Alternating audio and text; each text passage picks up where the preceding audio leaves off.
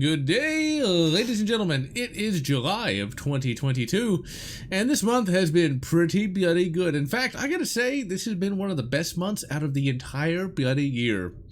As of this month, I went to Comicpolooza dressed as the Mandalorian on day 1 and Batman on day 2. Really, when you have a really cool cosplay costume and people are like, that's a sick Mandalorian costume, or it's Batman, makes you feel pretty good. It was worth all the time and effort I put into them.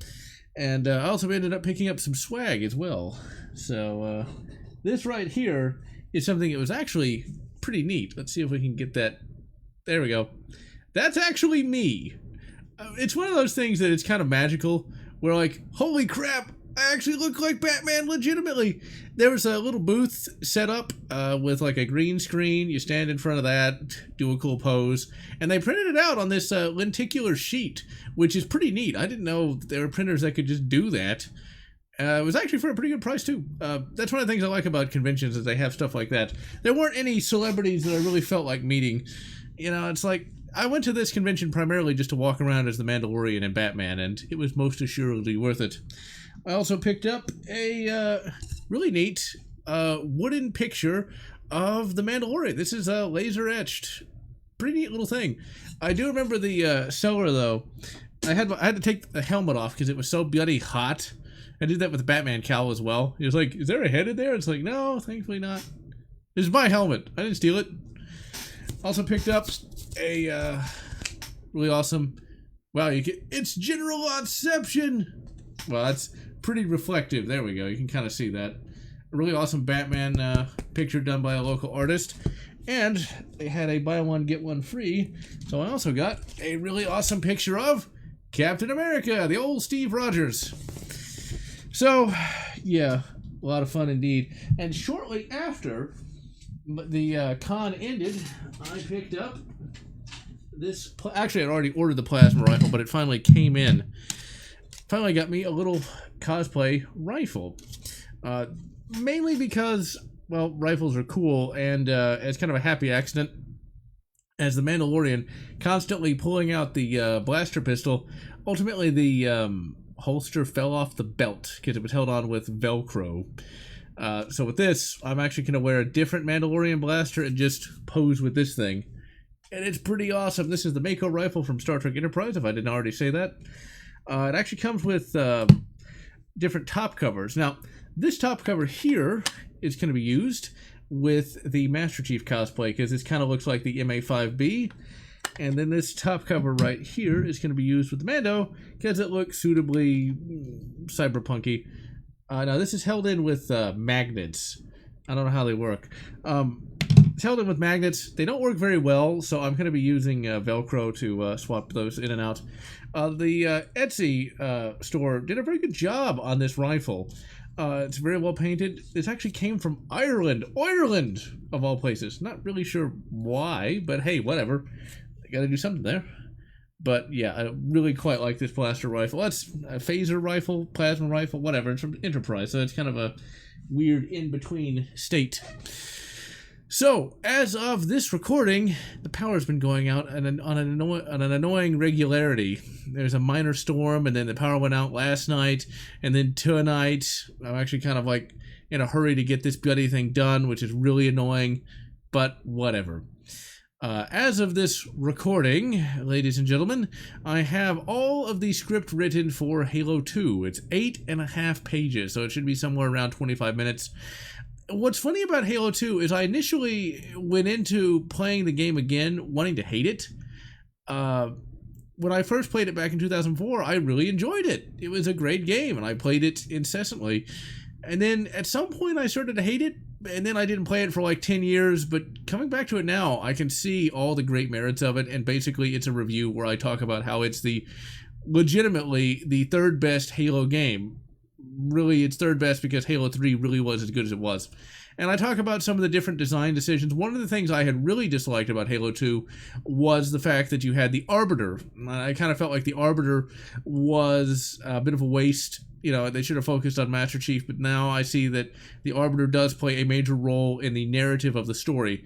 And I talk about how Master Chief, his plotline really does end before Halo 2 even begins, because Master Chief finds its humanity in the novel Halo First Strike.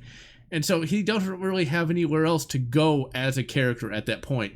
Whereas Thel Vidami, he does have a very big journey in front of him. So it works. And I even talk about how finish the fight at the end of the game is actually a good way to end the game, because it not only makes you want to buy a third game, but also the Xbox 360, and how the narrative that's important to the player actually ends with the Arbiter campaign. So there is that, ladies and gentlemen. As of now, though, I'm going to be live streaming Halo 3. Not going to be doing a retrospective of that this year, but I will be doing that next year. Let's see. I've got a lot of comic book, not necessarily novel recommendations. I really only have one novel recommendation, and that is Prelude to Extinction. And I forgot who wrote it. Let me take a look here.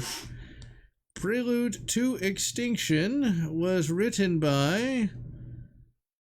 I could edit this out, but this makes it seem more natural. Okay, Prelude to Extinction written by Andreas Karp. I know that's German. What do I look like? Kraut? Basically, he is a theoretical physicist, apparently, and so he wanted to write a hard science fiction novel, but what he ultimately ended up writing was one of the best hard science fiction novels I've ever read. The biggest problem with hard science fiction, as I always talk about, is they focus on the technology way too much. They're literally just masturbating over the technology, and that's about it. That's really why I just can't get into them. I also, for some reason, like to talk about infidelity a lot. Not really sure why that is. Usually they're pretty limited, or they have to have very out there sort of things. I'm also bringing up a list of comics that I want to recommend as well.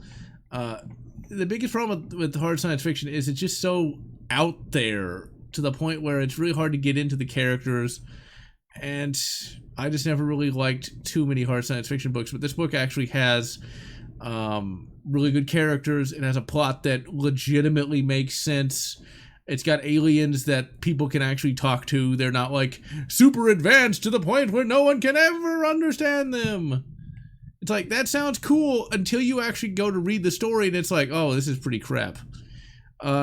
So for comics, I have, see here where I can find that. For comics, I am going to be recommending, oh, where the hell are they? There it is. Going to be recommending Hawks of Outromere. Just type it into Google, you'll find it. It's a graphic novel based upon a Robert E. Howard story. Basically, it's about a Crusader knight during the Crusades in the Holy Land, and he has to avenge one of his friends who got killed. It's a fairly basic story, but it's pretty entertaining all around. Art looks pretty good. Saladin shows up, and he's handled remarkably well. It's just a fairly basic one-and-done sort of thing. Next, we got Valen the Outcast. Now, that's got to be one of the best just generic fantasy comics I've read in a very long time. Valen is a king who is vanquished by a necromancer, is raised from the dead by the necromancer to lead his armies. He breaks free from the necromancer and wants to take down the necromancer to get his soul back. It's really good. It actually has a happy ending, which is a bit of a subversion these days. Then I gotta recommend Warhammer Forge of War.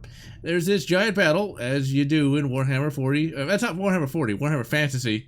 The Germans lose, but then they gotta survive some Chaos guys until they can regain all their, or regroup and fight them again. Once again, it's a fairly basic story, but the characters are pretty good. There's some cool adventures. It's just one of those things where it's kind of a subversion in that it just gives you exactly what you want. Let's see here. There. I'm not really going to recommend it, but I will also say I read the entirety of the Alien relaunch from Marvel Comics. It's not terrible. It's not wokeified or anything. It's just not particularly amazing. It's just your basic alien plot. A lot of corporate backstabbing to the point where it doesn't really make that much sense. And pretty much everybody dies at the end. This was kind of open and shut. It's not horrible, but I wouldn't recommend it. Now, another comic I recommend, I've read a lot of fantasy comics, I really recommend is The Hedge Knight. Now, I'm not a big fan of George R.R. Martin. I never really enjoyed Game of Thrones. I read the first book and about half of the second book. If you're really into like knights and heraldry and stuff like that, or just massive wars, you'll probably like that series, even though it doesn't have an ending. For me, I don't. I like kind of down-to-earth characters and stuff like that. Hedge Knight is set like 90 years before Game of Thrones and follows the character of Sir Duncan the Tall. It's 3 novellas that were turned into 3 comics. And I read the first comic, and I'm currently reading the first novella. The character of Duncan the Tall is really cool. He teams up with a guy named Egg. If you know, you know. And it's his adventure of starting at like level 0 and moving on to, higher levels. He's got to kill a lot of trash mobs. I also read another comic called After Dark, which apparently the idea originated with Leslie Snipes and Anton Fuqua, whoever that is. It's your typical post-apocalyptic sort of thing. It kind of reminds me of Aeon Flux, except it's actually entertaining. It's got a beginning, middle, and ending. It's got characters that are remarkably entertaining. And the ending is ambiguously kind of, is it bad, is it good? But it's not really typical cyberpunk in that it's actually got kind of a happy-ish ending, so I'd recommend taking a look at that too. Art's kind of weird, but looks pretty good. It's not my it's not my favorite kind of art, but it's not the worst either. Another comic to recommend is, of course, Batman versus Judge Dredd. I'd first read that many years ago, but it still holds up. The art's definitely impressionistic, but it's still worth reading. Judge Dredd and Batman, they kind of go at it, but both characters are respected, as you would expect. And speaking of respecting characters, in my live stream last week, a fan mentioned that he actually likes Indiana Jones and the Kingdom of the Crystal Skull. And you know what? You can like Indiana Jones and Kingdom of the Crystal Skull, because while I don't necessarily think it's the best Indiana Jones film, it was respectful to the character. And I think that's something that differentiates something like Kingdom of the Crystal Skull to, say, Force Awakens or The Last Jedi. In Kingdom of the Crystal Skull, Indiana Jones, the character, is still respected. He's not mocked or belittled. Compare Indiana Jones in Kingdom of the Crystal Skull to Jake Skywalker in The Last Jedi. Rian Johnson did everything he could do to destroy the character of Luke Skywalker. Whereas Kingdom of the Crystal Skull, we still got Indy. He's a little old, but he's still kicking ass. When I saw that movie back in 2008, I actually said it was a perfect send-off to Indiana Jones. He and Marion get married at the end. He's got a son. The hat flies onto the son's head. And then, Indy yanks it back. That's how it should go. That's how it should always go. And I guarantee you, when we have Indiana Jones 5, that hat is not getting back on Indiana Jones's head. I guarantee you. His corporate appointed replacement will keep that hat, and Indiana Jones will either die or just fade into the background. I also got another comic recommendation. Indiana Jones and the Fate of Atlantis. It's a comic based upon a graphical adventure game by LucasArts. Never played the game, but the comic is really good. It's Indiana Jones going on one of his typical adventures, and he finds the lost city of Atlantis, which was built by aliens. Art's pretty good. Story's perfectly serviceable. I'd love to have seen that in a film.